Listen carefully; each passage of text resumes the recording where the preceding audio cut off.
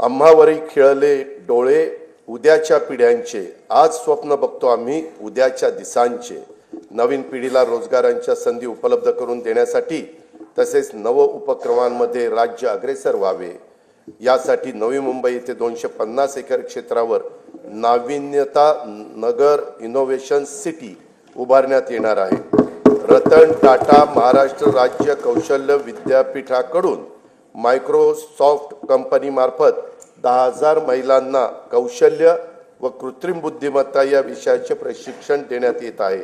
सन 2025-26 या वर्षाकरता कार्यक्रम खर्चाकरता उद्योग विभागास 1021 कोटी रुपये, कामगार विभागास 171 कोटी रुपये, वस्त्रोद्योग विभागास 774 कोटी रुपये आणि कौशल्य रोजगार उद्योजकता आणि नाविन्यता विभागास 807 कोटी रुपयाचा नियतव्यय प्रस्तावित आहे। पायाभूत सुविधांच्या मध्ये 1 रुपयाची गुंतवणूक केली तर स्थूल राज्य उत्पन्नामध्ये 2.5 ते 3.5 रुपयांची वाढ होते।